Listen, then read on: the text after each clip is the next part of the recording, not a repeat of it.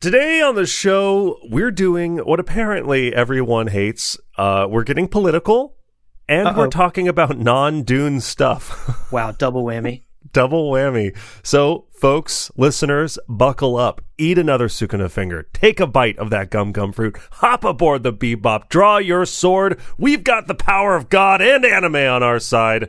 This is Gom Jabbar. We're going plus ultra, even further beyond. Ah! There's going to be a lot of grunting and long. I can't believe we're still recording the intro. Next time on Gom Jabbar, the rest of the intro. Yeah, it's just 20 minutes of us powering up on the next episode of Gom Jabbar Z.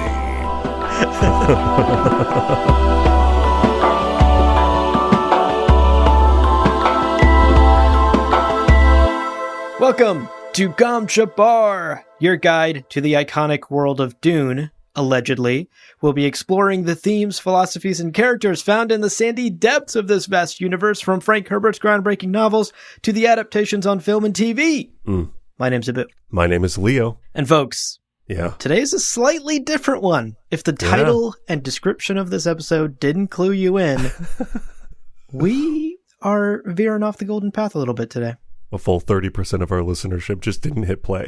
They're like, no, not interested. Okay. That's okay. This one's for the other 70% that's still here. the diehards. Yeah, we are talking today a little bit about anime, about some themes, some things that I think Frank Herbert would approve of, considering he was a closeted weeb. For sure. He just was too early to the party. If he came 50 years later, he would have been an anime fan. Mm-hmm. But along those lines, let's take care of our housekeeping. We'll talk about today's episode.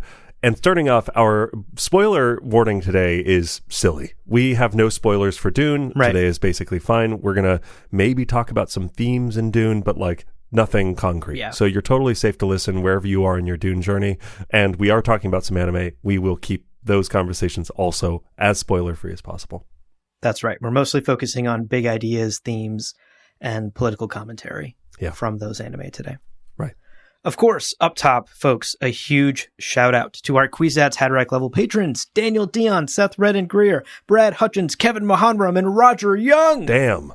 Yeah. That sounds like the kind of crew that I would want to get stuck in an isekai anime with, you know?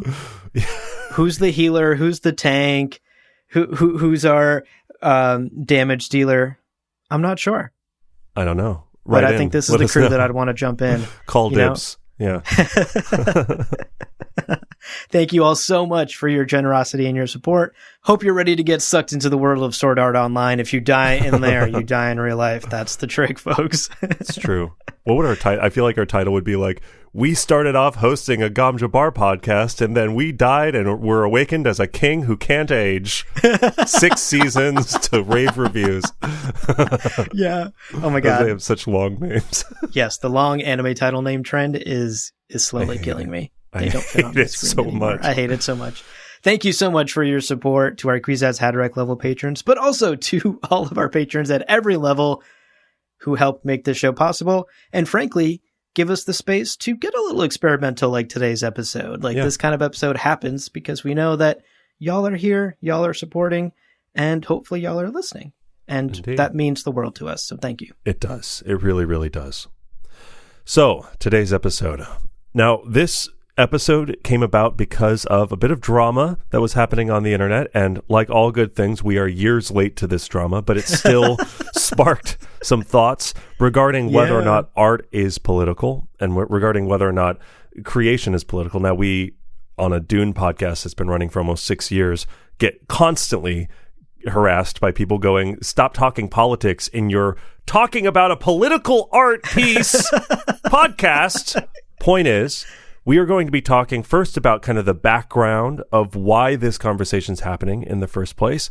Then we are going to discuss some anime.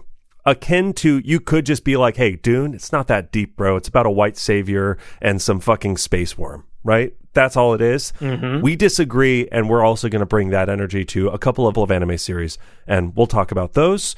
And I think it's going to be a fun time. We have skirted around talking about anime a little bit in the show. Today we're leaning a little bit more into it. and I'll be curious to hear what y'all think about it, dear listeners. Yeah, for sure. Definitely let us know if you watch these anime or if this type of episode is interesting. Now, before we get into it, Leo, let's take a quick break. Let's charge up our key energy. We'll be right back, dear listener. That's how they do it, right? I'm a voice actor. I don't know what you're doing over there. You're charging up something else. I don't know.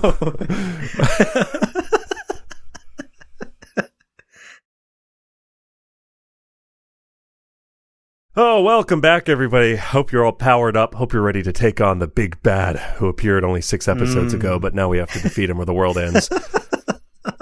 Let's kick this off by talking about the sort of drama that started this whole concept.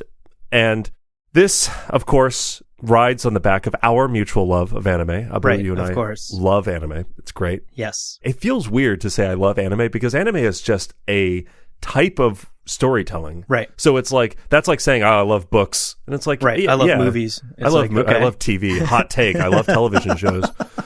So it does feel a little weird, but I think anime still does stand as sort of we have a collective consciousness definition of what anime is. I think you and I know that that's not exactly accurate, but nevertheless, anime is in the mainstream now a lot more. And there was, oh my God, there's a podcast called Trash Taste, and 2 years ago, I guess, apparently, I thought this was like brand new news, but apparently it's like 2 years old. Hassan Piker, political commentator, streamer, was a guest, and a clip of them discussing One Piece found its way to my TikTok For You page, and I almost literally could not believe it. Yeah. Because Trash Taste is, at least ostensibly, one of the biggest podcasts out there about anime. Right. And their takes were the worst. The worst I've ever heard. Baffling. It was rough. I mean, Hassan was on there basically talking about how One Piece is an overtly political show. The themes, the ideas, the plots, the characters are all steeped heavily in political commentary and political ideas from the creator, right? The creator is inserting some of his own views into the show. And in fact, you're going to hear the clip here in a little bit, folks, but you're going to hear Hassan say how the creator of One Piece, literally in his office where he draws the manga, has a picture of Che Guevara on the wall. Oh my God. Yeah. Like, you can't tell me it's not a political show when that is happening. But the hosts of the Trash Taste podcast basically caught some flack for laughing off Hassan's claim that One Piece is political. They were very dismissive of the political nature of the show. Yeah. And we want to share some of the clip. It's a longer clip. We'll link the full thing in the show notes below, but we cut together a bit of a highlight reel for you, dear listeners, so you can get a sense of the conversation and what we're talking about. So again, this is Hassan on the Trash Taste podcast talking about how One Piece is overtly political. And pay attention to how the hosts of the Trash Taste podcast respond. I love One Piece. And obsessed with everything. Which is a very political anime, Connor. It's okay. Well, it is a very political what? anime. You told me One Piece is very political. Yes. What aspect? Oh my God. Yes, I love this. Okay. This is going to piss off everybody, but I'm so right about this, even though okay, first of all, Oda is 100% a leftist, first of all. He has a Che Guevara photo in the studio. 100%. Look it up. Established fact. I feel like I read a different. Yeah, I know. I was trying to describe this to him. He's like, "What are you talking about?" It's about man. I saw funny gum man. Yeah. No, One Piece is about having fun with your friends and being free. Yeah, what? Exactly. I mean, first of all, Luffy is a terrorist. He is. I mean, he literally is. He's fighting. I hate that you're kind of right. Yes, I fucking hate that you're kind of right. Yeah, he is a freedom fighter in the most like honorable sense of the word. Yeah. He is quite literally fighting against an unjustifiable, corrupt military apparatus that is like holding the entire world hostage, the world government and the Navy. He's literally killing cops. Like he's killing sea cops, and motherfuckers are like, no, that's not politics. What do you mean? That's just like gum man having fun. I mean, the thing is, like, I remember you saying this yesterday when we were having dinner, and I was just like, I think with One Piece, just because of the art style and just the way things are, haha, funny rubber man. Yeah. Of course, you know, you can take it at that level, and it's still very, very interesting stories. But if you break down some of the stuff that happens, half of it is Luffy going up against a corrupt government or corrupt. Yeah. Like, okay, but here's the thing.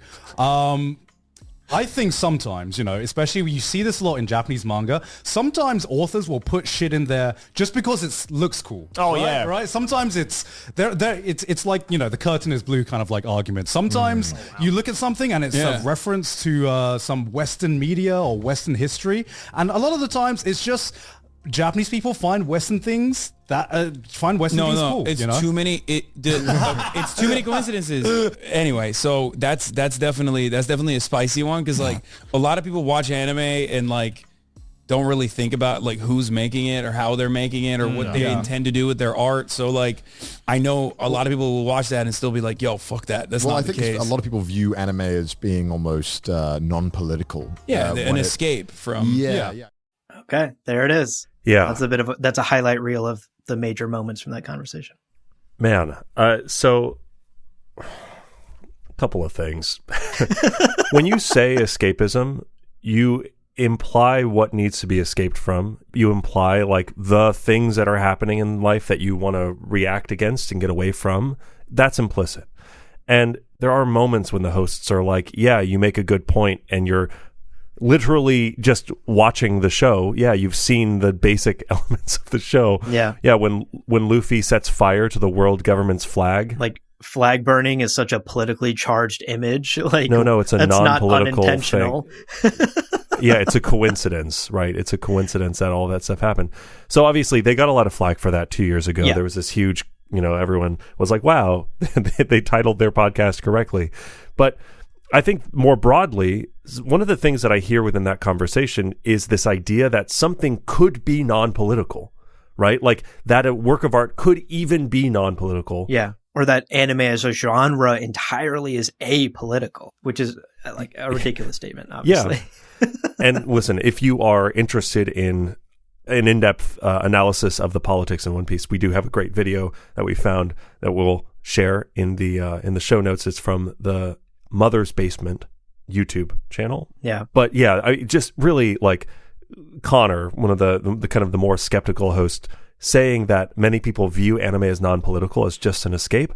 That's I almost honestly have a hard time understanding how that can be the case. Yeah. I get it on some level because I appreciate escapism, and I appreciate the fact that the idea that all art is political is something that I'm very in tune with because, I don't know if you know this, dear listeners, I have a degree in art. Oh my God, what? How's that going? It's going really it's not really involved that much. But, you know, gamjabar.shop, you can see some of the stuff I've made. There you go. There we go. Nevertheless, all art is seeped in the creator's worldview, in the resources they have available to them, in what they can and cannot say. There's all sorts of like, just any type of creation is political, period. Yep. And full stop. I know that is not something that is broadly talked about. I also don't want to take from people the opportunity to just like watch something and vibe out and have a good time.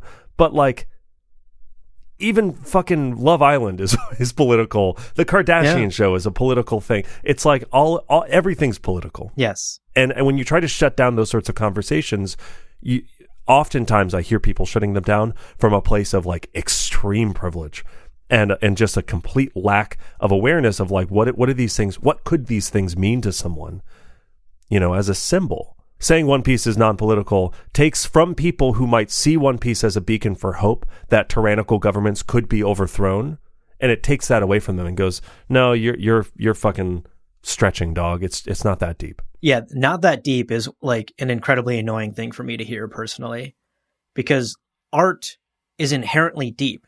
Someone took time and effort to create something, whether or not it's quote unquote good or bad at the end of the day or whatever metric you measure it by. To say it's like, it's just for fun or it's just to vibe out, it's just to disconnect from the world, it's only for escapism, that's its only purpose, I think is ignoring the fact that all art is inherently political. We're not saying all art is making political commentary. Or intending for it to be received that way. But What we're saying is the very creation of art, the act of even just making it in the first place, is intrinsically tied to the politics of the world, right? The artist's worldview, their culture, their biases, their own personal experiences, all of that is going to bleed through into the art. And to dismiss the art as just apolitical and not that deep, I think is oftentimes a disservice to the artist's work. Yeah. And you brought up Love Island. Yes, like reality TV is one thing that a lot of folks will be like, this is obviously has like no meaning or message. It's just like rot your brain, trash TV, turn your brain off into the day sort of thing. I do that a lot. Married at First Sight has been running nonstop in my house for weeks. But that doesn't mean that there isn't political context in which that show is made. There's a great Atlantic article I read last week about the latest Love is Blind season and how some weirdly conservative ideology has bled its way into the show more so than other seasons, kind of reflecting the shift of American culture, or at least popular American culture. I found it really fascinating. We'll link it in the show notes if you're interested in reading that. But again, Love Island itself, maybe not overtly a political message, but the art itself was made within a political context. And so there is some inherent politics present there. That's our argument. Yeah. I mean, I remember one of the photography classes I took it might have been high school even, but like for sure in college, we talked about this, where when you choose the frame, you choose what's in the frame, you choose what's outside of the frame. And that decision is all the difference in the world. Absolutely. In Love is Blind or in Love Island or in any of these trash television shows, you are choosing what will be in part of the hour-long runtime. And especially on those reality shows, you've got, hundreds of hours of footage per episode. But also like any isekai, any of the trashiest, most like brainless rot thing you can imagine has a decision of what to include, what not to include. Right. What is part of that vapid power fantasy? What does it mean to be powerful, to be overpowered as a reborn, ageless god child who all of the hot women want to bang? It's like, yeah, it's weird. It's vapid. It's very, very shallow. Yeah, you're describing solo leveling, basically. Which is also so... I like solo leveling quite a bit. I hate solo leveling. That's not for today's show. But I like it because of its world building and some of the broader themes, which don't really show up until like 2/3 of the way through the project. It's very shallow for the first third. Anyway, doesn't matter. But it's cool on a rewatch because there is some depth to stuff that you don't really notice until... Anyway, doesn't matter. Point is... It doesn't matter. I'm never going to rewatch it. That's fair. It's Anime of the Year, Abu, didn't you hear? I guess your opinion's wrong. I did hear. Much to my chagrin. Yeah, Frieren lost. The council decided you're actually wrong on this one. That's weird. Yeah, I know. But no, the point here is like what you include within that power fantasy or what you include within that very shallow take is part of your worldview, is part of it. And I think there is a tremendous value in taking a step back from even I think that there's value in that. Like that's what anthropology is. That's what cultural studies are. That's what it means to take a step back and take stock of what privilege we have and what, where society's at right now.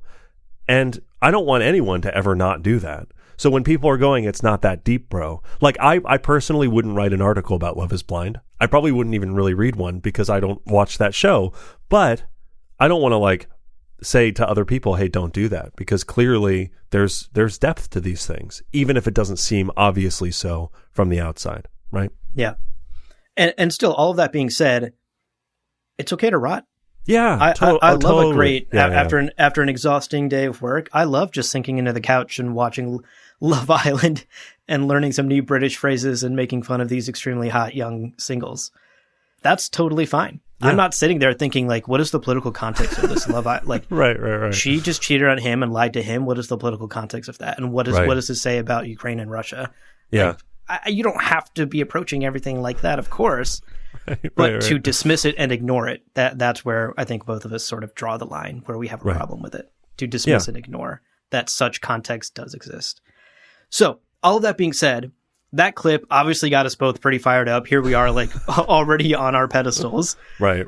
All of that being said, that inspired today's episode. And what we wanted to do, because this clip was about One Piece and because we have a shared mutual love of anime and clearly a mutual love of political themes and ideas, as we've discussed countless times on this podcast in regards to Dune. What we're going to do today is celebrate exactly that. We're going to celebrate some of the politics in our favorite anime. We've each picked we've limited ourselves to just picking 2 shows today to gush about. Mm-hmm. Not only because these shows are entertaining and beautiful stories, which they absolutely are, but also because these shows explore some powerful political ideas, which we're going to break down today. Yeah, I will caveat, so we're using the term political, and I think political is kind of a catch-all. For me personally, as you'll see as we talk about these shows, I think that there's something about an author having a clear intention when they write something or when they create something. Like Frank clearly had a lot of intention on politics. He was a political speechwriter. He had strong ideas about small government and like the ideal society as little communes and like all of that stuff made its way into Dune. But he was writing from this place of having a very strong perspective. That's why Dune as a work of art is so compelling and is so layered, and you can peel back so many layers of it. I chose 2 anime that as I talk about them, politics almost nothing to do with them. But it is clear that the author had a very, very strong perspective and imbued every decision with that strong perspective, and something that I think you can come away from those things fundamentally looking at the world a different way. And that's also what I want to celebrate today. So we'll talk about anime that has overt political things. I also say this because we're not talking today about Attack on Titan or One Piece, which are like 2 of the most overtly political anime. But that is why. It's like, I think for me as well, part of this conversation is rebelling against it's not that deep, and looking at when an artist creates something, what call to action is there within that art? And when there isn't an overt call to action, or when there isn't something that you come away from ingesting a piece of art, if you don't feel something, maybe that's where the conversation lies. Yeah. I mean, it is fascinating that I looked at your picks and I was like, these don't read as political to me, but I'm just going to hear Leo out on these. Because again, I think the argument we are making is, even if it is not overtly political, even if it's not hitting you over the head with something about government, right, that doesn't mean it wasn't made in a political context, right? The political themes of art can be overt, they can be subtextual, right? They can be layered within the themes and ideas of a story that isn't about politics, or they can be contextual. The art was made within a political system that reflects the creator's political reality, their worldview, biases, etc. Right. So I'm actually glad that we kind of came at this from 2 angles. I picked very overt, like slap you in the face with politics shows, and you picked shows that lean more toward subtextual and contextual political themes. That have like worldviews. I actually love that we came at it from different angles. Yeah. I mean, you can talk about like governmental power structures, but ultimately if citizens are being fed a narrative about where their value comes from and what their voice means, there are different ways to approach how society comes together and what is politics. Again, this is very much my bread and butter. I'm like, okay, let's back up and let's define politics. This is getting a real art degree of you. I know. Wait a second. What is politics, though? We need to go back, rewind, and redefine this. But the temptation, like for instance, to talk about Gundam, which is just like season after season of like military and governmental it's tempting, and there's so much to talk about there. But that's also we'll be approaching this from 2 different angles today. Yeah. So I really like that we came at it from different angles. And I will say, if you're listening to this and you're like, I don't really know anime and I don't really like anime, I don't really care about this, my sales pitch to you, dear listener, is keep listening. Yeah. Because I think if you like the political themes and commentary in Dune, and if you like when we break those down and dive deep on the ideas that Frank Herbert is seeding throughout his stories, there's a good chance that the shows we're going to be talking about today might just be your cup of spiced coffee and might just convert you into an anime watcher. Maybe. Also, bear in mind, Frank Herbert wrote a sci-fi novel in the 50s. Sci-fi novels were anime in 1950.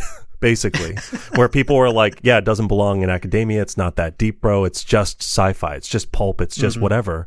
Mm-hmm. And here we are years later. So I'm asking you, dear listener, do you want to be on the right side of history or the wrong side of history? Hello.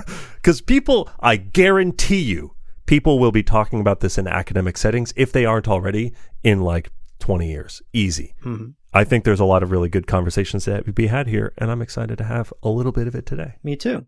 Okay, well, let's take a quick break. And dear listener, if you don't support fascism, we'll see you on the other side of the break in just a minute. And if you do support fascism, it sounds like you're going to stop listening at this point. So we've turned on device tracking, so we'll know individually who does and doesn't support fascism, and we'll just, send that report to your friends and family. We'll see you in a minute after the break.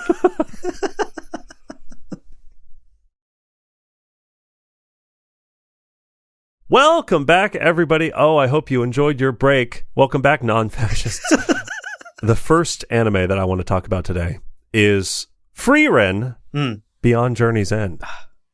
The actual best anime of 2025. I mean, honestly, might be one of my favorite things ever. Mm-hmm. This was written by Kanehito Yamada and illustrated by Tsukasa Abe. Yeah. And is just one of the best series of anything I've ever seen. It is. And we've talked about it once or twice on the show, but to give you all a brief overview, Frieren is a fantasy show. You've got elves, you got dwarves, you got humans, demons, demon lords, and the great evil, this sort of embodiment of all that is malicious and evil in the world, is the demon lord. Now, in a brilliant subversion of expectations, this fantasy anime starts the day after, basically, the demon lord is defeated, right? It's like the demon lord, the big bad, Darth Vader, Emperor Palpatine, is defeated just before the TV series starts. And we join our heroes in the aftermath. After 10 years of single-mindedly going to defeat the big evil guy, what do you do? What do you do after that journey ends? And the party mage, Frieren, an elf, decides to spend, just a mere 50 years traveling on her own. I'm going to go off. I'm going to collect some more spells. See y'all in a bit. Mm-hmm. Now, when she returns, shockingly, her human companions are 50 years older. Yep. That's how time works. And they are, in fact, nearing the end of their natural lives. They are coming to the end of their lives. This is all within the first episode. It's crazy because it sounds like I'm talking about a full season. And within the first episode or two, her two human companions, Himmel and Heiter, have passed away from old age. Yeah. She has taken on two companions, a human mage named Fern and a human warrior named Stark. And the show, the one season that's out currently, follows them as they travel to the resting place of souls so that Frieren can have another conversation with Himmel, the hero, this human who just passed away. The leader of the party who defeated the big bad. Exactly. And he's sort of the front mascot. He's the hero. He's the one that kind of got the party together. The typical hero, heart of gold. Yeah, completely. He's great. What a great guy. Now, of course, along the way, they're killing demons, but mostly throughout the episodes, but throughout the series, although there are fight scenes, it's a lot of Frieren reflecting back on that first 10-year journey that she went on with this party of heroes. And a lot of the show is about how much people can change you, can fundamentally change who you are and where your values sit, which I think is really beautiful. Mm-hmm.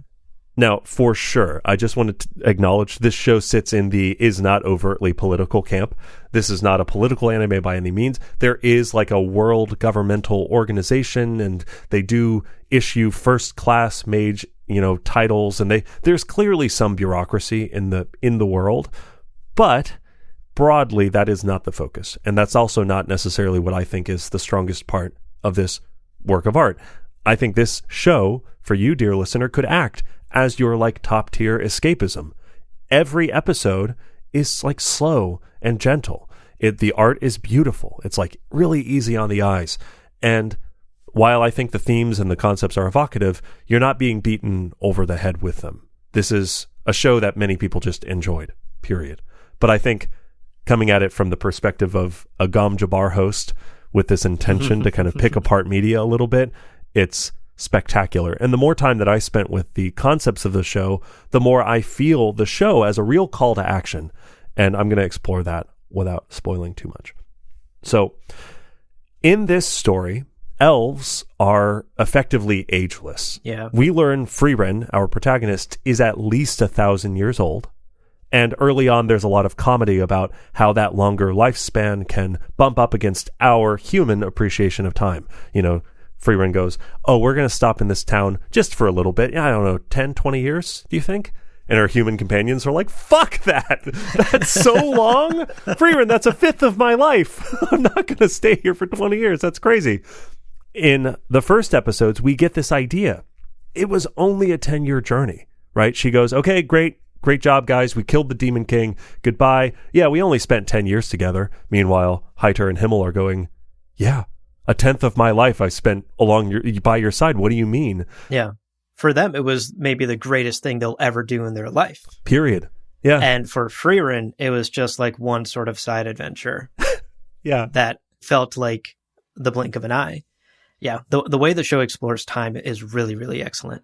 It's used for comedic effect, but I will say I think it's also used for some of the hardest emotional gut punches I've ever experienced from an anime show. I mean, absolutely. And I do think about like, you might have one summer break that fundamentally changed who you are compared to multiple years that you spent at a company or that you spent in this sort of rote, thing. It's very resonant for that reason as well. Yeah, 2025 is already over, folks. Where the fuck did it go? Oh my God. Yeah, no kidding. The other thing is we're juxtaposed against another elf mage named Ciri. And Ciri, who has a connection with Freerin, they know each other. Ciri is a very different type of person, basically, and has a very different perspective on humanity. Says, humans are dumb. They've got all these weird notions. But Freerin, especially as she bumps up against Ciri's philosophy and worldview in their encounters, is, across this one season of anime, is in the process of figuring out, like, what is first the full potential of humanity as someone who is standing outside of it. Very Bene Gesserit vibes, very Leto 2 vibes, but also what does it mean to live? What does it mean to spend time in this world? Freerin spent almost 1,000 years alone, kind of wandering, gathering spells, but kind of aimless and purposeless. In the short time, only 10 years, she spent with Heimel, Heiter, and Eisen, she found herself fundamentally changed. And in particular, I can't help, this is where I get a little bit tinfoil hatty, but I think that this is intentional from the creator's perspective. I see Ciri and some of the other mages in the world like emblems of this productivity-driven sort of your worth is your power and your ability to affect change. If you're not shaping the future directly, what are you doing? You're wasting your life. Yeah. And Ciri, right, hoards magic. Ciri is the grimoire, the living grimoire, has all of the magic in the world, but is not really doing very much with it because it's more about having the power than like living a good life or affecting good change or something like that. Yeah. I think that read is spot on. I got that as well from the show, especially in a world where, particularly in a capitalist Western world, where your value is your productivity, is your output, is your impact. And these things are lauded, right? Like you need to work toward having an impact, toward being remembered, toward producing more, better, greater, become a legend, become famous, become this. Like these are all like things that are idealized. Right. Particularly in Western culture, but I would say around the world. And I think you're absolutely correct. Ciri, the elf, who's hoarding all of this magic and trying to maintain a position of power and influence in the world, butts heads with Freerin, who's very sort of like, I don't care if anyone even remembers that I defeated the big bad 10 years ago. Right. Freerin isn't out here seeking fame, wealth, power, all the traditional value systems that people prop themselves up with. Right. And I think that is powerful, powerful commentary. Yeah. There's even a whole sequence where Himmel, the hero, commissions statues to be made of them. And Freerin's like, why? I don't want a statue of me. Like, what the fuck? Right. And Himmel points out, people need an icon. They need something to look to, and they need to remember the good times that ended the bad times. And also, in 1,000 years, you're going to still be alive, and we'll be gone. And these statues will be a kind of companionship for you. Yeah. This also gives new dimension to some of the weird spells that Freerin is gathering, right? Freerin gets a spell at one point, says, bargains all this time and effort for a spell that cleans rust. And you go, okay, you're not exactly changing the world with a spell that cleans rust. But when your friends, the only material remains of your friends are bronze statues, a spell that cleans rust is really beautiful and is really poignant. It's so targeted to these people that mean so much to her, right? Yeah. And it doesn't need to change the world. It doesn't need Ciri is out here collecting powerful spells to change and affect the world. Frieren is just doing it because it matters to her. And I think that key difference is such a powerful idea. Yeah. And what makes Frieren such an interesting and endearing character to watch throughout this season. Also, I get the impression from the authors, I think you could see Frieren as maybe like a hermit who's completely removed herself from shaping the events of today. But I think the reality is the creators are also showing that Frieren's approach is not necessarily bad. She trains Fern, and Fern becomes this really formidable person. Yeah. Again, trying not to spoil too much of the show. I also wanted to point out that a spell that sits at the heart of the series, something that is written off as being totally whimsical and unnecessary, is a spell that makes a field of flowers. Frieren's teacher likes the spell. I think it's her favorite. Frieren likes it. She uses it to comfort a young child. And then that spell ends up bringing together the party that defeats the great Demon King, right? Again, the creators of the show have taken this idea, this spell that Ciri literally scoffs at and says, but this can be very, very powerful because the most powerful thing that exists in the world is the connection between people. And the things that foster those connections, those are powerful, powerful things. Yeah. Even if they don't necessarily seem it by themselves. Yeah. As a quick aside, Abu, have you seen this YouTube channel? I love Pei Talks Anime. Oh, I watch his Frieren videos all the time. They're so good. So there is a great YouTuber named Pei Talks Anime who has like 35 videos all about Frieren, and they're these like really well written, well constructed meditations on some of the stuff that the show does right. So just as a quick recommendation within this conversation, go watch Frieren and then go watch Pei Talks Anime, talk about Frieren. So anyway, wrapping up, I want to say, although again, it is not overtly political, Frieren challenges the value of life where, people will say, what is your value as someone who's living? Rather than striving for more, rather than trying to always get that like bigger paycheck or that bigger salary, if you are doing that at the expense of spending time with the people you love and fostering meaningful connections with other people, with other humans, you are wasting a valuable opportunity. Again, they don't necessarily explicitly say that's bad, but Frieren is looking back on 900 years of not fostering connection and going, what was I fucking doing? Yeah. And really appreciating the 10 years she had. I think a lot of external forces, to your point earlier, attempt to define our value as what we produce, what value we generate for our shareholders, that amorphous multi-headed That's why I clock hydra. into work every day, baby, Yo, you punch in for that 9 to 5. That's really where I get my value. But Frieren, the anime, the series, calls us to slow down, polish a statue, plant some flowers. Because again, although those gestures can seem like they don't have a lot of power within them, sometimes it is that spell that makes a field of flowers. Sometimes it is that simple act of cleaning a statue or planting some new flowers that leads to the defeat of the great evil thing. Yeah. And I think that's really beautiful. And if it doesn't, it was just as meaningful. And if it doesn't, it's just that meaningful. It's not about the end result. It's about the time we spend with those people and then the way that they change us, and also appreciating people while we have them before they're gone. It's so easy to appreciate things once they're gone. Take the time to appreciate them today, right? Yeah. Yeah, it's a beautiful show. And for what it's worth, I think also the art style is just one of the most beautiful art styles I've seen in a long time. It's unreal. If you're a regular anime watcher, a lot of anime can start kind of looking the same. Yeah. And Frieren was a show where I stopped and went, whoa, I've not seen anything that looks like this, visually speaking. The number of times someone just like pulls on a jacket and you go, they just busted like a 2 months budget on animating cloth going over someone's shoulders. Like, that's crazy. Yeah. The hair animations in the show, unreal. Very, very cool. It's gorgeous. Love it. It's gorgeous. It's a beautiful, beautiful show. Yeah. Great pick. Yep. And again, I appreciate that you came at it from a more humanist perspective, but clearly still connects back to political ideas. Right. Because our human value is dictated by the political systems we exist within and the political systems we prop up. Yeah, and I think in the West especially, we have when government is controlled by lobbyists who are all profit motivated, right? Yeah. Having someone say, have a life that isn't driven by a desire for profit is itself a form of like rebellion. Radical. It's radical. It's insane.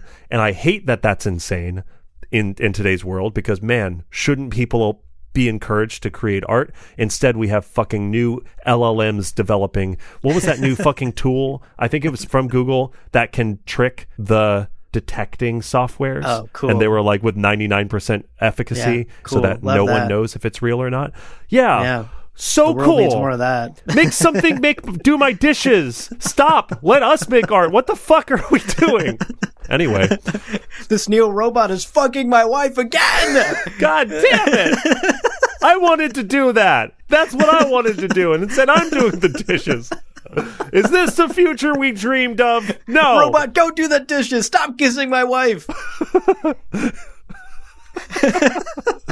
Well, that's my first pick. What's your first pick?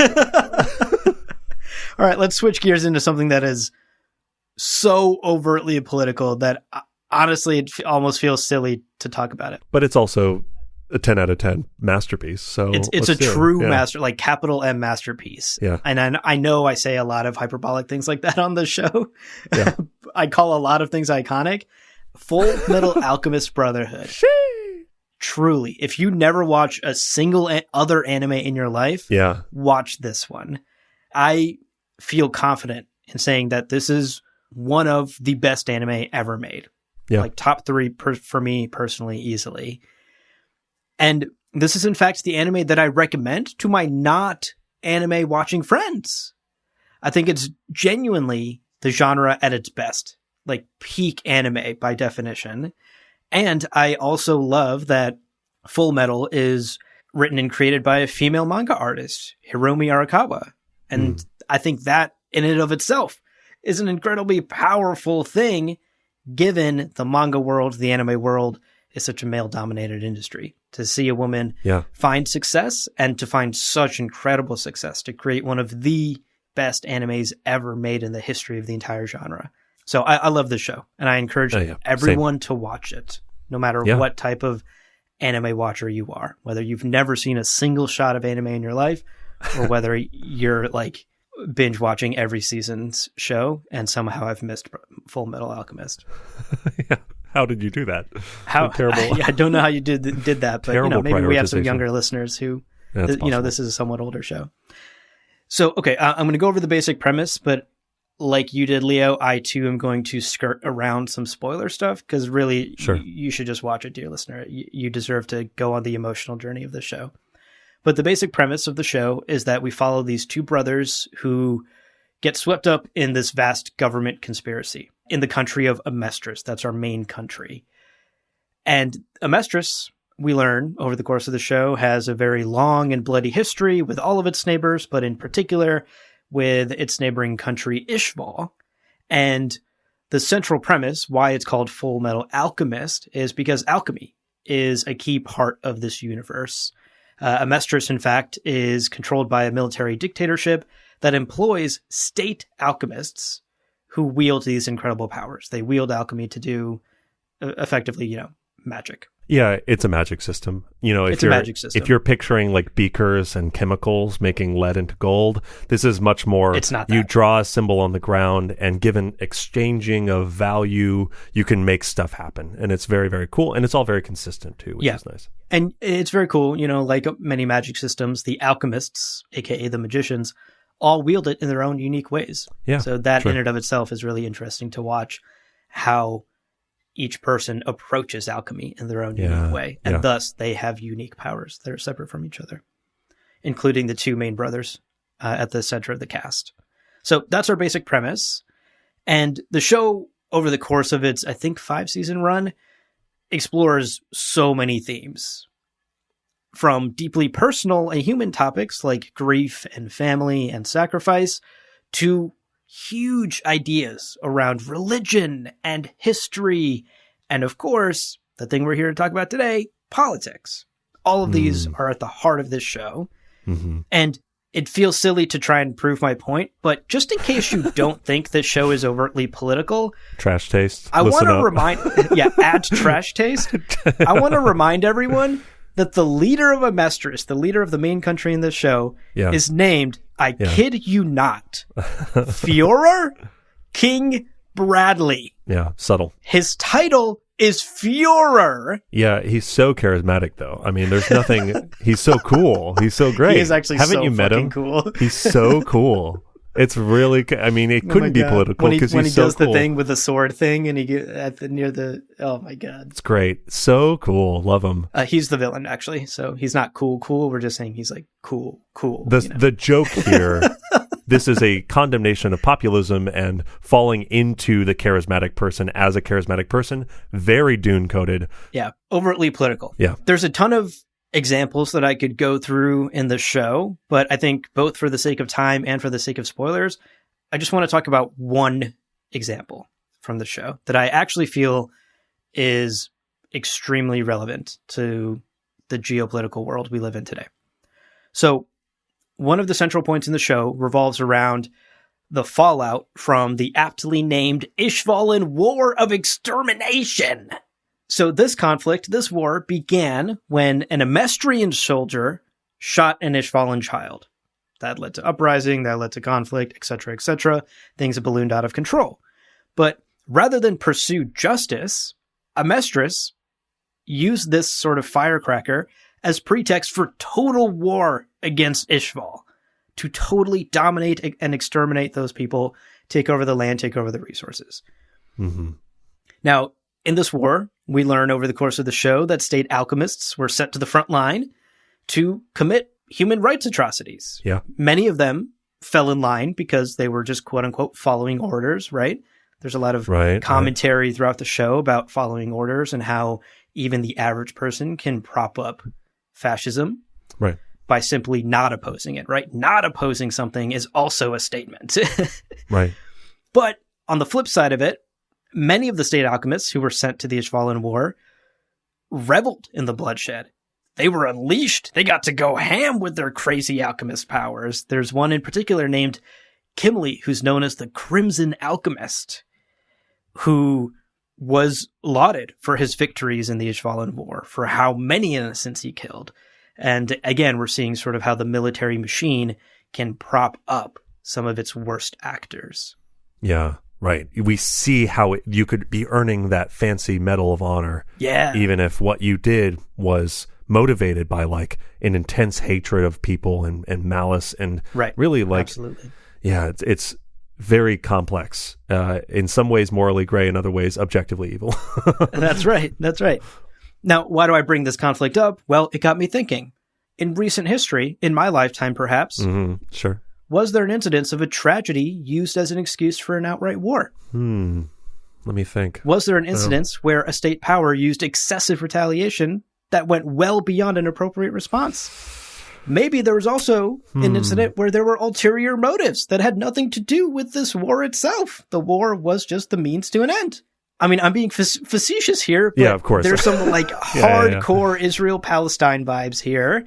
Right. Of course, there's also some war on terror vibes here. Like this anime was actually, I believe, written and released in the early 2000s. It might have actually been like 2001 to something. So the war on terror would like literally have been happening while Arakawa was writing and developing her story. And all of this is extremely overt. Again, I'm not making any of this up, or I'm not drawing like some like loose threads to try and connect ideas together. This is overt political commentary about military abuses, world conflicts, and ultimately about power and the people who abuse it and the innocents who are caught under the wheel. I also want to acknowledge that there's a human element to all of this too. We see how the trauma from the war crimes in this Ishvalan war ripple out across generations, and how violence continues to beget violence, as of course we see in the real world it does too. One of my favorite characters in the show, actually, Scar, is an extremely sympathetic character in the show. He's an Ishvalan terrorist who is hell-bent on killing Amestrian state alchemists as revenge for what was done to him and his family during the Ishvalan War. And that description might make you go, wait a second, what? Terrorist? So he must have been the bad guy. But over the course of the show, you learn his story, you realize how truly sympathetic and traumatized he is as a person as a result of this unjust war. On the flip side, we also see the Amestrian side and how Amestrian soldiers deal with the trauma from this war. one of the GOATs, I think, of all time across anime, the Flame Alchemist Roy Mustang, is a very ambitious, like, political operator. He wants to climb to the top, baby. He did what he was supposed to in the Ishvalan War. He led his soldiers. He followed orders, and he has risen to a powerful station just as he had wanted. But now we see him grappling with the guilt of everything he did to get here. In pursuit of his ambitions, what has he done? And what does that make him? And does he deserve to lead like he wants to? He's sort of grappling with all of these things over the course of this show, which I think makes him one of the most complex characters in the cast, and a personal favorite of mine for sure. Because I think he's not perfect, but he's also extremely ambitious and likable. And we, the viewer, also are sort of grappling with, like, man, he killed a lot of guys, but why do I want him to win? Yeah. He's also, like, really magnetic and likable. He's a complex character, and I also wanted to say that, like, you know, oftentimes one of the complaints that I think very fairly is levied against many anime is the over-sexualization of female characters and how generally it's so focused toward appeasing to young men. Yeah. How do we play into young male power fantasies and fantasies about sexuality and women and all this stuff? Yeah. Historically, that's been the goal. I would argue that has evolved and changed, and we're beyond that point in many ways within the genre. And also, even historically, there have been genres that and pieces within anime that are not. Yeah. Right? Like when you look at other types. That's true. That's also a bit of a perception problem for sure. Yeah. It's also because most popular anime in the mainstream is shonen anime, literally made for young boys. Like, and then male what is teenage boy power fantasy. Yeah. But I think to your point about Hiromu Arakawa, the writer and the creator of this, being a woman, I wanted to shout out the fact that, yeah, you can have this incredible show that as a young boy, I fucking loved. And Roy Mustang is like a guy's guy. Like if you're into like the badass aura farming, you know, if you like Jin Woo from, you know, Solo Leveling, you're going to love Roy Mustang. He's so cool. But he's written by a woman. And it's like, also, if you want to know the kind of man that women go feral for, just Roy Mustang is like... Oh, what a man. What a man. Yeah. And his English voice actor fucking crushed it too. It's so good.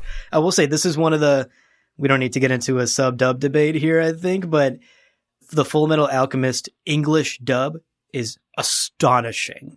One of the best English dubs in the history of anime. And I do not think you miss out on anything by watching this in English. Some purists will tell you to always watch anime in Japanese, the original language.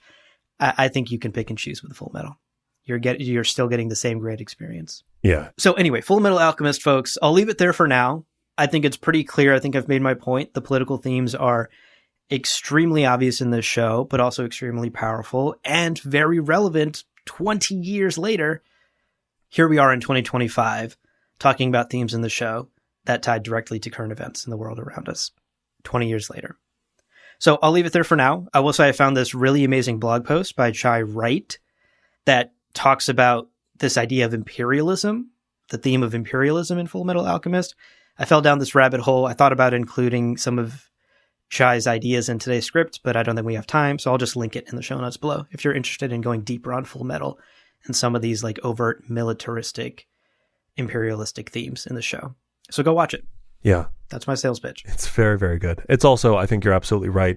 It is a good balance of like, there's action, there's adventure, there's politics. The writing's really good. The characters are great. I think there's a lot to love. So if you don't necessarily consider yourself like an anime fan, it's a good place to start because there's probably going to be something in it that you will enjoy. Yeah, absolutely. So we have a couple more shows to talk about, but first we're going to take a quick break. So got to repower up, and we'll be right back right after this.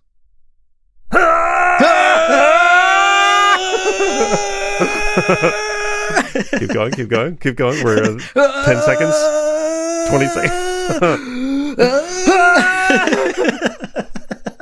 Yeah, great. Welcome back, folks. Okay, let's move on to our second anime picks that we wanted to gush about and break down today. Leo, back to you. Well, my second pick today is also not at all political, which is like, really, I missed the memo on today's topic, but it's fine. Because I do think, again, this is an anime that people watch, the experience, and at the end they find that maybe your perception of the world and how you evaluate what it means to be a good person can fundamentally change just based on this cartoon from Japan, which I think is pretty profound, and I think also challenges some of the expectations of what anime is, and also, it's not that deep, bro. Well, in this case, yes, it is. And I'm curious, actually, have you watched this show that I haven't named yet? Yes. Okay, sweet. My second pick today is Mob Psycho 100. Hell yeah. Which is an extremely bold but shockingly heartfelt show written and illustrated by the creator known as One and animated fucking perfectly by Studio Bones. Yeah. Unreal. Whatever Black Magic Studio Bones did to make this show, I don't want to know about it, but equivalent exchange, they gave lives. They gave souls away to make the show as good as Truly. it. And the great thing is it's 3 seasons, it's done, and it's basically perfect. It's so good. Show. Now, it is hard to summarize the arc of the 3 seasons of Mob Psycho, and I don't want to spoil some of the kind of emotional payoff later. Yeah. So again, in very broad strokes, we follow a middle schooler and the world's most powerful psychic Esper, Shigeo Kageyama is the main character, goes by Mob is his nickname. As he comes up against various bullies, he has a crush, he's a middle schooler, he maybe gets tussles with some cults, fights some broccolis, and, staves off some world-ending threats. Totally typical middle school experience. He's under the tutelage of a con man with a heart of gold, Reigen Arataka. Again, probably one of the best written characters in anime. Yes. His arc is just unreal. Incredible. Again, 3 seasons. We're only talking about 3 seasons. It's great. And through the series, he accumulates some other mentors. He kind of builds his cast of supporting characters from whom he continues to learn and grow. Now, an important key point to the series and a key point to Mob as a character is that he lives with the trauma of having very seriously injured his younger brother when he was a kid, when he was younger. And the series explores how he tries and sometimes fails to kind of tamp down what he considers his problematic emotions. He tries to sort of maintain this placid, very stoic exterior, but at great detriment to his own health and his wellness. And we see that come through in a lot of different ways. Oftentimes fight scenes, but it's fine. It's an anime. There's a lot of metaphor in a lot of it. Now, the show's themes center around forgiveness, how we move on from that trauma, how do we forgive ourselves, how do we self-actualize when we have done something really bad, what does it mean to be kind and to forgive, and very, very broadly, what does it mean to be a good person? And all of these themes are really handled beautifully, I think. Yeah. Frieren, I kind of had to stretch a little bit to get to the idea of condemning the capitalist mindset from Frieren's tones and themes. But I think Mob Psycho is a little bit more overt when it comes to some of its lessons. One that comes up time and time again is the idea of worth. Mob, like many of his the other espers that we encounter in the series, was kind of just born with incredible power, and other people try to use that as a justification for why he should think himself a better person than other people. You are on a literal higher level than us because you have this talent, this God-given ability, and that's why you're great. But of course, Mob rejects that, and although many of the other espers believe that they are inherently superior, Mob enforces and lives this idea that it is better to work and to be proud of something that you've earned over time than just to be I'm going to take the easy road and just be very, very powerful, and that's how I'm going to assert myself, right? Mm-hmm. One spectacular example of this is a conversation he has with his brother. I love this. His brother, who doesn't have the same psychic abilities that Mob has, asks him, quote, "Are there things you can't have even if you use your powers?" End quote. Because Mob is very hesitant to use his powers in lots of situations. Now, Dimple, a character who represents more of the mainstream in-universe perspectives, like those of the other espers, says to himself, he thinks to himself, quote, "Of course not. You can even become God." With these powers, you can influence everything. You can do everything, right? You can be Siri from Frieren. You can be the Führer. You can put yourself on the throne. Yeah. And that's all that matters. But of course, Mob responds, Shigeo responds, quote, muscles, end quote. And it's such a funny moment. He continues and he says, quote, or the ability to understand girls or read my surroundings. Oh my God. End quote. So good. And eventually he says wisdom as well. Like there are other things like wisdom, which is so fucking good. Oh my God. Like that's so excellent. Yeah. That's a condemnation of power. Power can't give you these things. Yeah. The ability to understand girls. Also a middle school boy being like, dog, I wish I could just fucking understand girls. It's so relatable. Yeah. I also think the muscles thing goes quite deep because it does. It's what is the thing the wealthiest people on the planet are most terrified of? They're building bunkers. They're using blood boys and transplanting organs in their bodies to defeat death. They're afraid of death. And you know the one thing power and wealth can't give you? Cardio. Is health. Cardio one, for one, yeah, right? Yeah. You running is running, no matter how rich you are. However many zeros you have in your bank account, you've got to be hitting those miles. Yeah. But I think muscles is like quite a profound thing for this young boy to say, because yes, like your health, your life, and the ability to avoid death are things money and power can never give you. Right.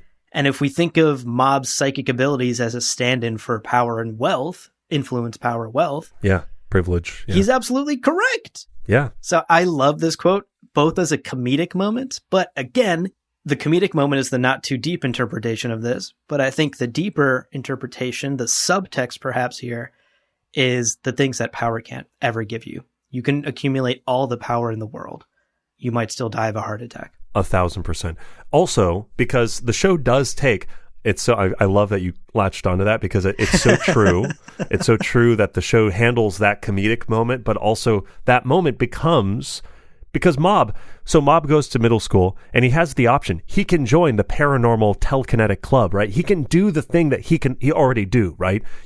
Maybe you find that you're a young person and you're very good at music. Do you join the musical club? Well, Mob chooses not to join those clubs. He joins the Body Improvement Club. The club of like giant buff kids who are all like working to get gianter and buffer. And to be clear, Mob is like a tiny skinny boy. He's the weakest. He sucks. He is physically so inept. And part of that is because he has relied a little bit on his psychic powers, but also it's just he was born kind of a small-bodied person, and now he's joining this Body Improvement Club. And across the 3 seasons, we see him gradually improve. Yeah. He does not become buff, but you see how he's gaining confidence, how he's living in his body. Right. To your point, he's stronger, he's more capable. And that only comes because he dies over and over and over again at cardio and working out with the boys in the Body Improvement Club.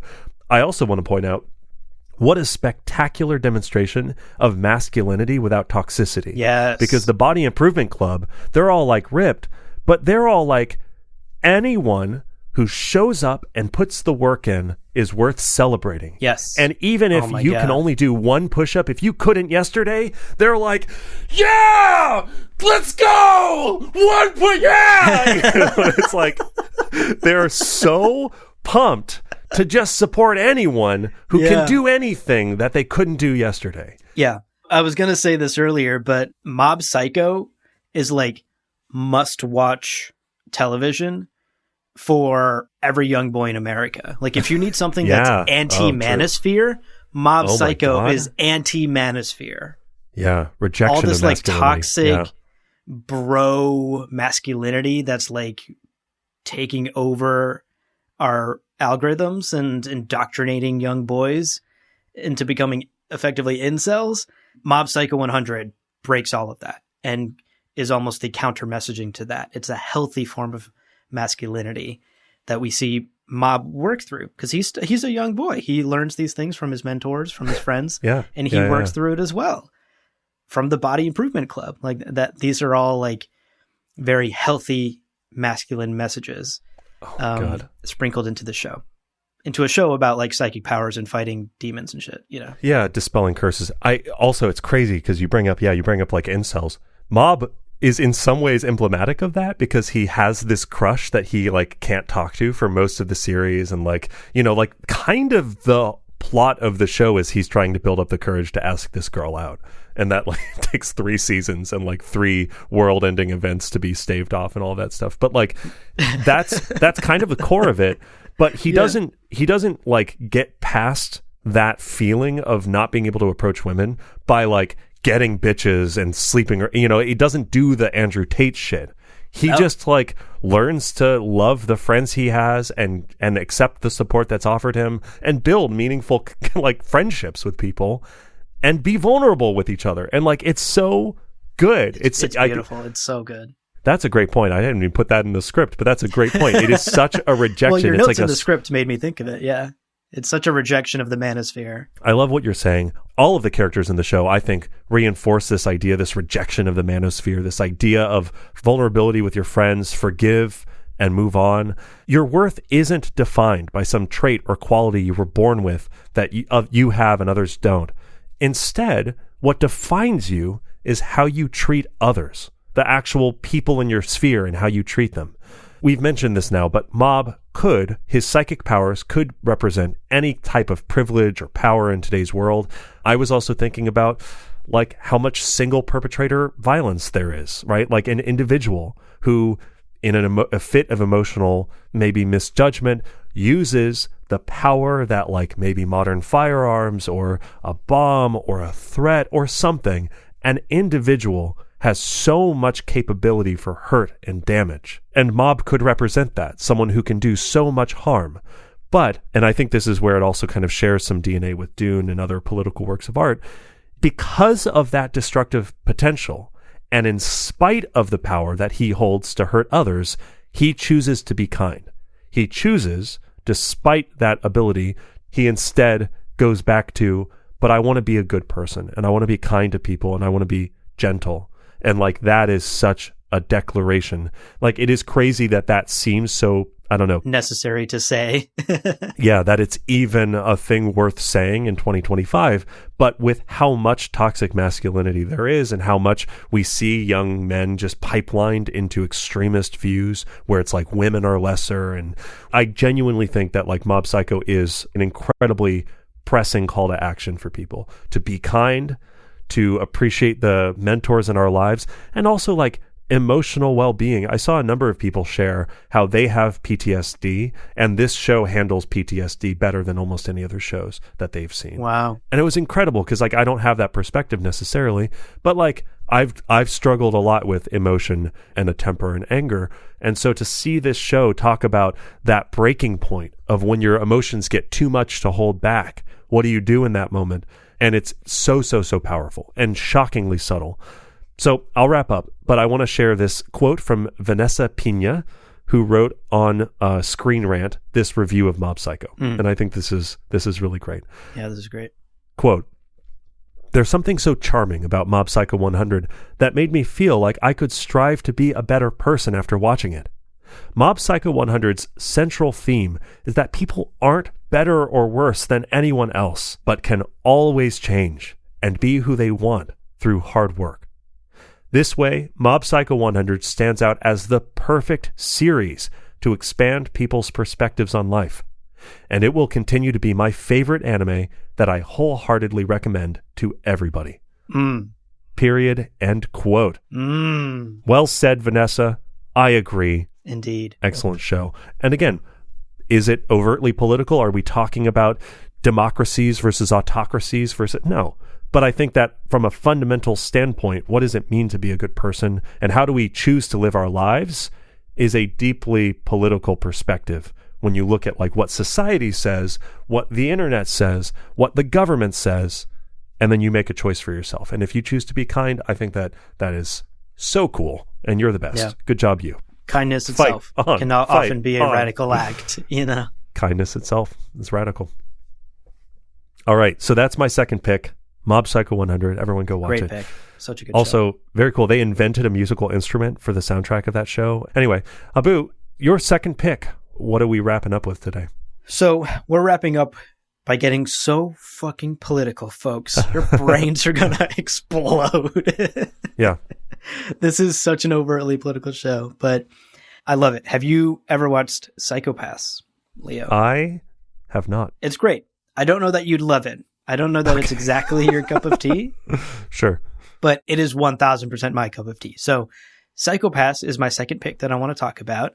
This is a slightly more niche sci-fi anime that gives real big Minority Report, Blade Runner vibes and energy. That's the feel of the show. So, Leo, to give you and folks who might not have watched this show a brief overview, the universe that writer Jen Urobuchi creates feels eerily close to the reality we might be headed toward today. Psycho-Pass is set in a futuristic Japan that is governed by this biomechanical supercomputer AI thing called Sybil. Okay. And Sybil constantly monitors every citizen's biometrics to effectively assess their hue, which is basically like a mood ring of what they're feeling. Okay. And to take all of these data points about a person, their actions, their job, their role in society, their hue, their current situation, their finances, etc., and calculate all of that into a crime coefficient, which is essentially the probability that this person will commit a crime. And if your crime exceeds the threshold of 100 on this scale, then the authorities get alerted and your ass gets apprehended. It doesn't mean you necessarily like get clapped in irons and go to jail, but you go through some sort of correctional steps to get your crime coefficient back down below 100 and to quote unquote correct your hue, to stabilize your emotions or whatever is causing you to potentially commit a crime. Right. So it's stopping crime before it happens. Very Minority Report. Right. So the show itself follows this young rookie sort of like crackshot investigator who joins up with the Public Safety Bureau's Criminal Investigations Department. And she works alongside latent criminals, people whose hues have gone above 100 or have the potential to go above 100. And so the rehabilitation they're undergoing is working with the cops, basically. They support the cops to stop other criminals. She and her team over the course of the first season uncover the crimes of a particularly prolific mastermind who Sybil, this genius supercomputer can do AI, no wrong governing of society. Yeah. has incorrectly marked as innocent. No. This criminal who's like blowing he's like doing terrorist stuff. He's like blowing buildings up and like murdering people. Yeah. His crime coefficient never goes above 100 for some reason. Wow. So he's like invisible to the system. Wow. That's sort of like the big mystery of the first season. And obviously, this is where the cracks begin to show in the system, right? Wait a second. What the fuck? Someone can live outside the system and commit atrocities? What's going on here? Can we even trust Sybil anymore? Et cetera, you know, and that leads to a snowball effect of a bunch of different things that happened in season one. So I don't think it takes a rocket scientist to recognize some of the political themes I just laid out in that premise. Obviously, we're talking surveillance state, we're talking artificial intelligence, we're talking the powers of law enforcement, the idea of algorithms, right? You're a human being who's just being crunched into Sybil's algorithm, and she punches out a number to define you. We're talking about the justice system. This is a Japan where there are no courts. It's just what Sybil says. If Sybil says you're a criminal, you get rehabilitated. There's no court of law. There's no judges. You don't get to dispute that. So there's some big ideas here around politics. And if you're like, wait a second, Abu, this does not seem like a world we'd ever live in. It's just sci-fi being sci-fi. It's going to an extreme and asking what if, but we'll never actually live in that world. I would push back, and I would encourage people to look up China's social credit system. Because while that system is mostly this like bureaucratic spiderweb meant to assess Chinese citizens' trustworthiness financially, like when it comes to contract work and financial dealings, very akin to like how you and I in America get like a FICO credit score or whatever when we try to take out a bank loan. China's system, though, also includes bonus points for what it calls quote unquote social goods. What I found in my research, for example, one of these social goods that you get bonus points for is donating blood, which nets you plus 10 social credit points in that system. So there are things in the system that are beyond just your finances and how you manage money and do business. Now, it's not as dystopian as most people paint it out to be clear. Mm-hmm. This is not a system that's being used to like Sybil, like this anime, define people or punish people necessarily. It's mostly about regulating business deals. But you can definitely see the bones of a system that could be abused by bad actors into something like a Sybil system, right? If you are already sort of calculating people and categorizing people's quote-unquote trustworthiness, that is a type of system that could easily be abused, especially when you input advanced technology like AI into it. And I think, speaking of technology, this isn't just like a China problem. This is just one example I'm highlighting. Right. Every society around the whole world currently faces this existential question about how technology is invading our lives and taking away our privacy, and about the ways how those things can go wrong very quickly. And we're creating more and more ways for those things to go wrong. We're not slowing the machine at all. We talked about this in our Techno-Peasantry episode, in our recent Interviews with Frank episode. But the genie is out of the bottle. This technology is not going anywhere. It's here to stay. And what's really interesting about Psycho-Pass is in the first season, there's a big twist about Sybil that's revealed, this supercomputer. I won't spoil what that twist is, but our protagonist, the young idealistic investigator, is in fact forced to work in a corrupt system and slowly change it, rather than just blow Sybil up and end it for good. Right. Because blowing Sybil up, destroying the system, would actually do more harm than good. And it requires slow, systematic change and continuing to sort of compromise your morals and work within that system in order to dismantle it, which I think is a quite nuanced take. You know, we all like to think that the one big 1-2 punch, we blow the thing up and then it's all good. We fixed it. We move on. Right. That is, in reality, never the answer to a problem. The real answers, real change, come about very slowly. There are setbacks. They are painful. And in some very morally gray ways, require you to compromise some of your morals that you might still stand by, but committing to change too quickly or too aggressively might actually be more harmful.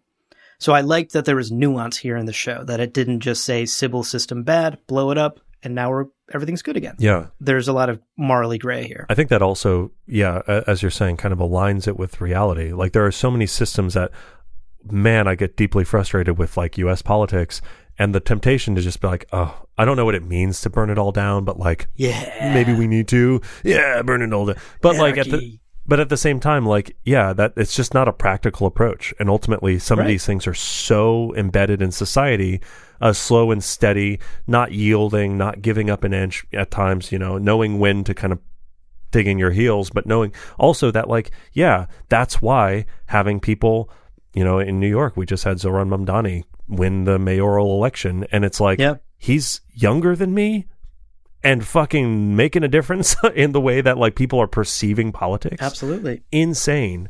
So that's really interesting. I mean, I'm sold. I'll watch it. I'll let you know. Yeah, it's good. On the surface, it's like sort of like a procedural crime thriller or like NCIS kind of show, sort of set in a sci-fi setting. But then it gets like so political and so deeply philosophical, which I want to touch on that briefly too, because I think beyond these like obviously very political ideas about the justice system and artificial intelligence, etc., there's some really profound and complicated questions about human nature that the show asks, like all sci-fi asks. This is why I love sci-fi so much. But there are questions in Psycho-Pass about individual agency, right? People have given up a lot for the Sybil system to work properly. There's this issue of human intuition versus algorithms. There's class divisions. Sybil, because it knows everything about you, also recommends what your job should be, what your aptitude is. You kind of get placed in your proper place in society by the Sybil system. And then obviously the big question of criminality. Are criminals always going to be criminals? How many podcasters is it? It's like, podcaster. You're like, wow, I know, right? Would we get is that insulting or I'd probably be a wood chopper or some fucking thing. They're like, you don't belong in a platform where you can share your opinions. And I'm like, oh, man. All right, I'll talk to the trees. So I really like that on top of the big, larger-than-life political ideas. There's some very down-to-earth human questions at the heart of the show as well. And ultimately, I think the show asks us to consider what type of society, what type of system we want to live in, mm-hmm. while acknowledging that there is no perfect system. There will always be trade-offs. For some level of security, you will always give up some level of individuality, some level of freedom. When is too far? When is too much? That is a very difficult question to answer. And I think it's up to us as a society to work through that and make our mistakes and stumble our way through it. And so I really love this show. It's not quite as action-packed as your typical shonen anime might be. It's a little more slow. It's very like a crime mystery thriller. It's a lot of people like talking about investigations and whatever. But I think that just the sci-fi element of it is very attractive to me. The big questions are very attractive to me. And ultimately, I think it ended in like a very bittersweet, murky, icky area, which is kind of life ultimately. Sometimes like it's not going to be perfect. The good guys aren't always going to win at the end.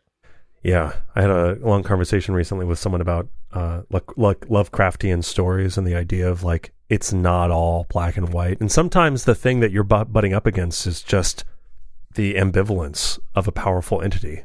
Yeah. That it's not even out to get you, but it can seem that way when you can't overcome it or can't get around it. And so, yeah, flaws in a system is an incredible big bad that is so relatable to the modern era. Yeah. You watched Monster, right? I didn't watch Monster. I remember you recommended it. Oh. Because I watched Pluto, which frankly Pluto should be on this list, and I'm kicking myself for not including it. But Pluto, a true masterpiece. It's on Netflix. Check it out. Maybe 2 last minute recommendations then. Yeah, Pluto, of course, and then Monster, which explores like what does it mean to create the perfect leader? And there was like eugenics program from like before the wall fell Germany, and there's definitely some like Führer Nazism and stuff like, and it's fucking incredible. Ooh, that sounds right up my alley. Yeah, I gotta watch. No, I was gonna say, and it's like kind of a thriller, crime, drama, very. I don't know. I love it, and I almost chose it as one of my anime today, but I was watching videos recapping it, and it's like it's just been so long since I watched the last. It's like 75 episodes, and the last time I watched all of them was a long time ago. So I was like, I don't know that I'm really equipped to talk about it today, but also kind of belongs on this list. 2 honorable mentions there. Yeah, I love that. Well, that's our episode. A good time talking about anime. Yeah, this was fun. Love it. Dear listeners, if you like this, if you're open to this, I'm curious, your thoughts. Of course, I would love it if we got a Dune anime. Then we could really put our anime hats on, watching club, all that. Hell yeah. I can't see it happening, but we got like a Lord of the Rings anime pretty recently, and I felt like that IP was on the tail end a little bit. So like, who knows? Maybe in a few years we'll get a Dune anime. Yeah. I think after Villeneuve's done with his movies, like the IP is up for grabs. We could get anything after that. The world is open. So, but let us know. Let us know if this is the kind of conversation you enjoy. And with that, we'll wrap up. Now, before we let you go, of course, we want to let you know of some ways to support the show and keep in touch with us. And very important, if you're still listening, dear listener, we have a new merch URL. This is so important. Yep. It is live now. Gamjabar.shop. Put so much work into some of the designs. They're gorgeous. Thank you. Gamjabar.shop is our new merch store. That's going to be our URL until the sun burns out. So gamjabar.shop. The old URL, don't even remember what it is. Don't even say it. It's not real anymore. Don't think Gamjabar.shop. Very simple, straightforward, and already thinking about 2026 and some cool new designs. So it's going to be much more something that I'm continuing to make. I want to make new Dune stuff for people, for myself too, I want it to be out there. It's all stuff that we would want too, like I think that's 1,000%. Sort of the magic is like you're making things that make me go, yeah, I need this. And I think like that's the best way to make merch. It's like we're trying not to sort of just like sell slap out and shill and whatever merch and like slap logos on shirts. I really appreciate, Leo, that you're being so thoughtful about these designs. I'll also say, and again, this is getting into a lengthy endorsement, but I will say one of the things I included in the merch store is a paper craft project. This is a 3D mesh model that I built from scratch, designed the template, and now it's a one-page printable PDF that you can make your own ornithopter. I will be very clear, it's bad. It's not very good. It's really hard and doesn't look amazing. But I had fun doing it, and I'm going to look into more of that. So I am trying to also get creative with the sorts of things. I don't want you to just have to buy knickknacks if you want to support us. I want to give you experiences as well. So if you have ideas, if you have things that you want, reach out. I'm going to be much more kind of actively owning merchandise for the next year or so. So that is, I think, breaking news, but also we talked about it in the last book club episode. Anyway, gamjabar.shop. That's the place. Okay, last couple of reminders before we wrap up today, folks. You know the drill. The number one way to support us is to become a monthly patron over on patreon.com/gamjabar. Ad-free episodes, access to the Discord, where our amazing community is constantly geeking out. Just last week, I think folks had like a movie, they organized a movie watch-along, and they watched the Sci-Fi Channel Dune adaptation. I missed it completely, but I looked at the messages and I was like, wow, this is amazing that our community is just off organizing things on their own now and hanging out with each other. So you can be a part of that by joining our Patreon, patreon.com/gamjabar. And of course, we love to hear from you. Particularly today, we'd love to hear from you about this type of episode. We don't veer off the golden path too often. This is a very rare thing we do once or twice a year, but we have other interests beyond Dune, believe it or not, and we love to gush about those. And we're interested in whether or not this type of episode is fun for you to listen to as well. So let us know. gamjabarpodcast@gmail.com. Reach out to us. Let us know what you think of today's episode. And also, if you're an anime watcher, let us know some of your favorite anime and the political themes that really resonated with you in those shows. Maybe some of them I'll add to my watch list. Let's do a Gamjabar-wide takedown of It's Not That Deep, Bro. I think it's hashtag all that deep, bro. It's all that deep. It's all that deep.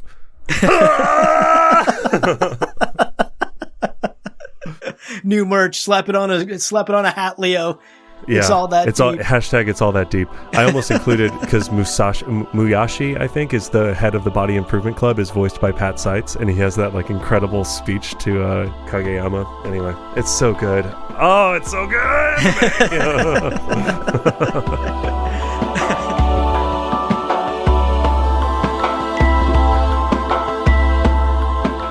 Well, friends, there is no real ending. It's just the place where you stop the recording. But this podcast is always one step beyond logic. So help spread the word of Muad'Dib and leave us a review on Apple Podcasts and Spotify. And be sure to check out the other shows on the Lord Party Podcast Network on lordparty.com. You can also follow us on Twitter and Instagram at lore_party. We're also on YouTube. Thank you so much for listening. And remember, whoever controls the podcast controls the universe. We'll see you on the golden path! Nani, nani, nani!